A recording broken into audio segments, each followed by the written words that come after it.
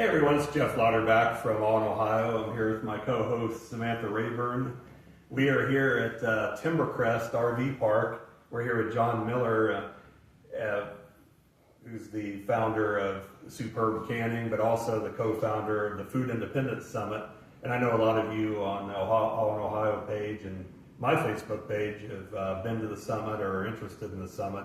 And we're here, the summit's this year, June 18th and 19th. We're here in like the media center where we normally come to cool off here. It's normally sweltering and we're here in the air conditioning, but it's still frigid winter. We're out here normally, you can see the background where there's normally tents and bustling activity with vendors and speakers and demonstrations and food. But this year, it's not too early to start planning, so I know this will be Samantha's first Food Independence Summit, and probably a lot of people will be the first summit because we have some great speakers coming in. If you want to talk a little bit about that, John. Well, it's 17 degrees instead of 90 degrees like it was back in June, so I'm wearing a coat, but planning is in full swing. And I think we have the best speaker lineup that we've ever had. Of course, Joel Salatin will be back, and Sarah Thrush will be back. We've got John Moody and Cody and Michelle Knox. Those are all people that have been here before, but this year we're adding a doctor from Germany. He's coming all the way from Bad Aibling, Germany, to talk about how he cured me from a chronic illness. Wellness is a focus this year, so we're bringing him in from Germany, and he's going to be talking about Lyme's. And that's a big deal. It's almost an epidemic here, and I'm fully recovered from that. But we also have Callie Means, who's associated with RFK. We have Del Bigtree booked, so it's Neil Kinsey will be back. It's a long list. Yeah, we're going to be putting this on Allen, Ohio, but we have some brochures here, leaflets. This is the Lyme disease, and we'll be promoting this too.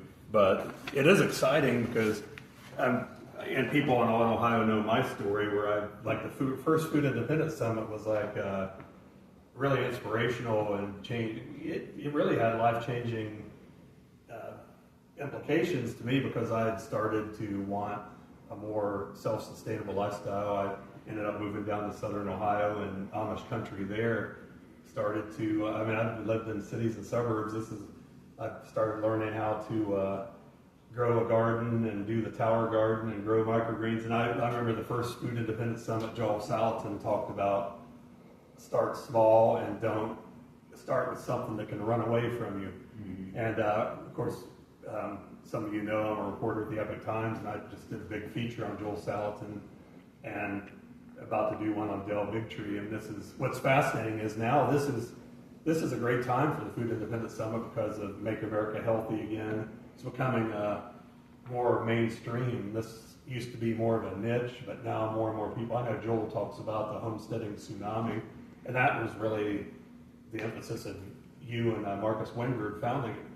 Well, Food Independence grew out of our Superb Canning endeavor, and initially we thought we'd just have a canning festival, and Marcus, who unfortunately can't be here today, said I was thinking too small. So we cover everything from seat to spoon. We're actually, if you'll pan over there, Arlen, we're literally got seats on the floor here, drying, getting ready for planting time in the spring. So this is authentic. It's not made up. We do everything from seed to spoon. So what inspired that? Because that's a story I've written about, and we're going to have a fresh story on Allen, Ohio. But I think it's fascinating because Marcus Wingard of Berlin Seeds. So you have the seed part, mm-hmm. and then obviously the canning element transitions it to spoon by being able to preserve it. You can have seeds and you can plant them and then harvest. If you don't have a method of preservation, then a lot of food goes to waste. So canning is obviously one of the more common food preservation methods. And we're bringing Sarah Thrush back this year. We will have a canning workshop all afternoon, both days, going through all the different canning methodologies. And she's a very good teacher. She's like a home ec person, and is able to give you tips on how to do it successfully, whether you are a startup, first time doing it, or even some of the more seasoned canners. She's got something for everybody.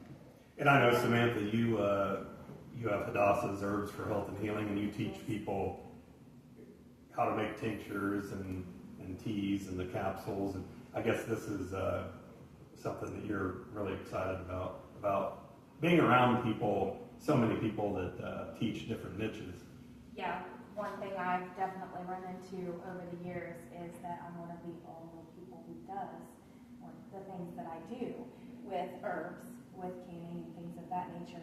And sometimes it's very isolated, and I've actually caught a lot of backlash too from times. My boy who's 15 now, he stands taller than me. When he was 2, he would get ear infections, and I treated them myself with mullein oil. And I remember somebody telling me that I was going to make my son go deaf, and they said because he would get ear infections multiple times, and they said, well, you're just not getting it cleared up right. And I said, I think I would know if my son was going deaf, because I am with him 24 hours a day, 7 days a week.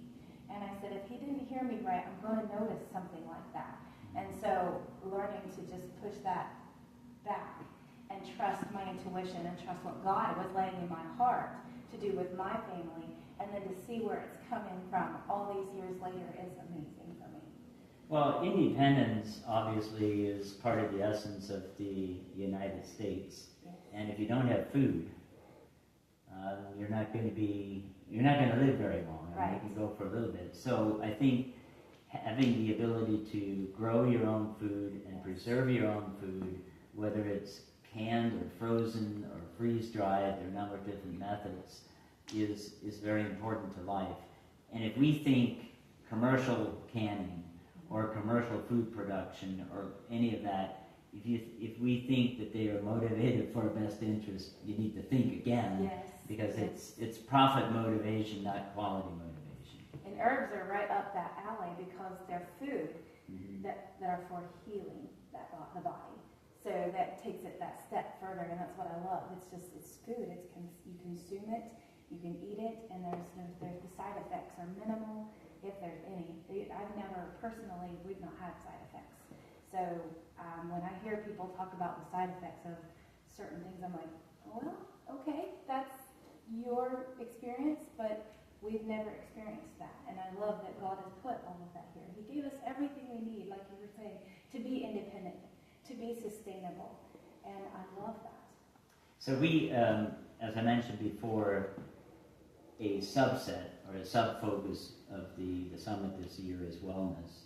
So we have, for example, you have your own experience with pain management. With Max Kane is going to be speaking from the big stage about how he healed Crohn's disease, which is considered a chronic condition simply by nutrition.